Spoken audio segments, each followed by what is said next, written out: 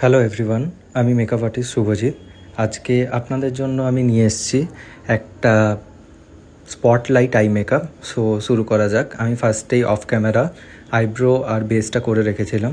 So আমি ফার্স্টে crease লাইনে একটা ডার্ক ব্রাউন শেড অ্যাপ্লাই করে নিয়েছি এবং সেটিকে আউটার কর্নার এবং ইনার কর্নারেও অ্যাপ্লাই করে দেন আমি একটা লাইট কালার আইশ্যাডো প্যালেট থেকে পিক করে সেটাকে ডার্ক কালারের সাথে ভালো করে ব্লেন্ড করে নিয়েছি এবং এগেইন আমি আবার ডার্ক কালারটাকে নিয়ে ইনার কর্নার এবং আউটার কর্নারে আরেকবার করে অ্যাপ্লাই করে নিয়েছি।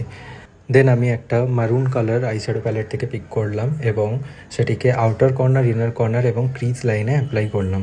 দেন আমি একটা লাইট শেডের কনসিলার ইউজ করে একটা হাফ সার্কেল ক্রিয়েট করে লিডের ঠিক মিডিল বরাবর আমরা কনসিলারটাকে অ্যাপ্লাই করলাম। তারপর আমরা একটা ব্লেন্ডারের সাহায্যে সেটাকে ব্লেন্ড করে নিলাম।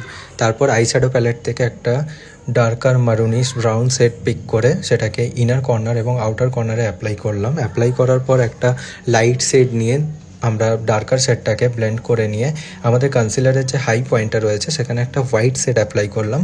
দেন সব কিছুকে ভালো করে আমরা ব্লেন্ড করে নিলাম।